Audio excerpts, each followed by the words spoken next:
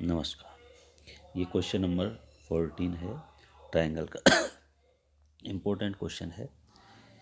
इस क्वेश्चन में आपको गिवन है side A B A C और median A D of triangle A B C proportional to side P Q P R and median P M of triangle P Q R के। Means आपको diagram बना के given नहीं है, तो हमने diagram बना लिया है। उसमें आपको साइड ए बी और ए सी, ये दोनों साइड, और ये एक साइड ए डी, ये इनका रेशो किसके प्रोपोर्शनल है, ये साइड किसके प्रोपोर्शनल है, पी क्यू पी आर और पी एम के।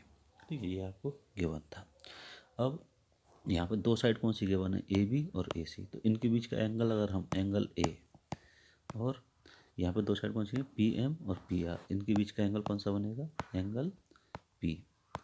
तो अगर हम किसी तरीके से इनको इक्वल दिखा देते हैं तो आपका सोल्यूशन हो जाएगा। ये दोनों ट्रायंगल ए बी सी और पी क्यू आर हम सिमिलर प्रूव कर सकते हैं। तो सबसे पहले हमने गिवन लिख दिया है, A B upon P Q, A C upon P R और A D upon P M, जो हमें गिवन था।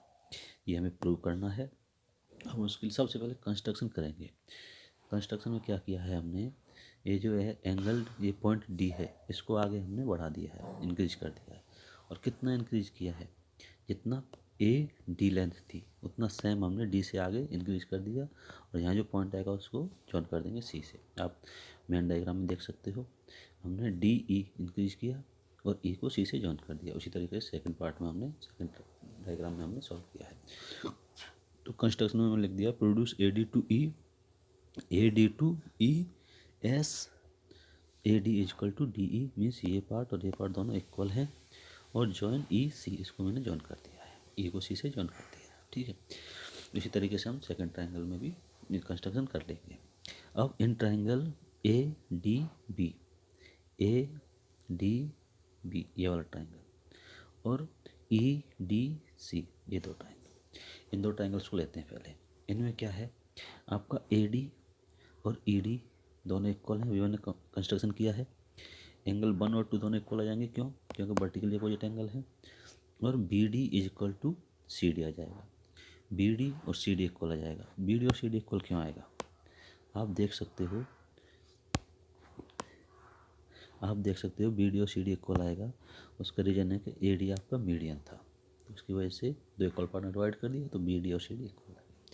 इस तरीके से आपके दोनों triangle A D B congruent to triangle E D C के, कौन से रूल से, by S A S rule, दो साइड और उनके बीच का एंगल हमने इक्वल दिखा दिया है।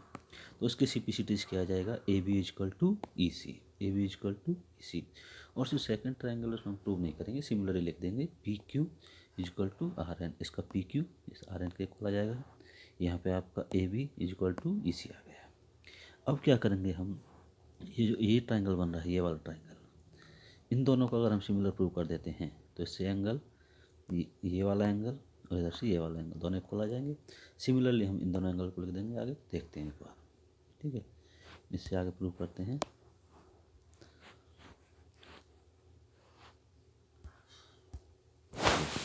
उससे आगे क्या लिखा है मैंने, now A B upon P Q, A C upon P R और A D upon P M, ये हमें गिवन था। अब ए बी किसके इक्वल आया है हमें इक्वेशन 1 में, ई सी के, तो ए बी की जगह लिख दिया मैंने ई सी। उस तरीके से पी क्यू आया है आर एन के, तो इसकी जगह दिया मैंने आर एन। और ए सी अपन पी आर सेम लिख दिया। और हमें जो बड़े ट्रायंगल के लिए क्या चाहिए, ए ई, जबकि हमने ए ई चाहिए, जब दे के रखा ए डी, तो हमने इसको 2 से मल्टीप्लाई कर दिया, क्योंकि दोनों पार्ट इक्वल हैं। 2 से मल्टीप्लाई करें तो पूरे ए ई आ जाएगा, तो इंटू 2, तो नीचे भी 2 से मल्टीप्लाई कर दिया। अब क्या आ गया, E C upon R N, A C upon P R, तो इक्वल थे। ए डी की जगह 2 इंटू ए डी क्या हो जाएगा, ए ई, क्योंकि ए डी का डबल किसके इक्वल है, ए ई के। उस तरीके से नीचे लिख दिया। अब इससे क्या हो गया, आपके A E C triangle P N R के सिमिलर हो गया एस एस एस रूल से, क्योंकि आपका ए सी उधर से पी एन के इक्वल, ई सी इनका रेशो इक्वल है, ई सी अपॉन आर एन के और ए सी अपॉन पी आर के, तो इनका रेशो हमने इक्वल लिख दिया। इस वजह से ट्राइंगल कैसे हो गया आपके सिमिलर। अब इससे क्या करेंगे हम, एंगल 3 और एंगल 5, एंगल 3 और एंगल 5 दोनों कैसे आ जाएंगे, इक्वल आ जाएंगे। ये देखिए यहाँ पे आपका एंगल 3 बनेगा, जो मैंने डायग्राम में दिखा रखा है आपको। ये आपका एंगल 3 और ये आपका एंगल 5, ये दोनों कैसे हो जाएंगे? सिमिलर। अब एंगल 3 और 5 सिमिलर हो गए, किससे सिमिलर हुए हैं?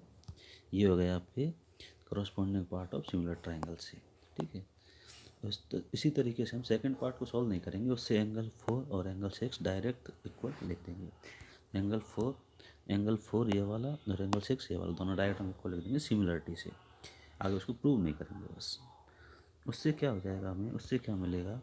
उससे हमें देखो, अगर इक्वेशन इन दोनों को ऐड कर देते हैं 2 और 3 को, तो क्या बन जाएगा? 3 + 4 और 5 + 6, ये हो जाएगा एंगल ए, ये बन जाएगा एंगल पी। अब A B upon P Q, B C upon P R already given था, हमने ए और पी को इक्वल दिखा दिया है, तो दो साइड और उनके बीच का एंगल सिमिलर हो गए। तो triangle A B C similar to triangle P Q R के by S A S similarity rule, ये सॉल्यूशन था। Thank you.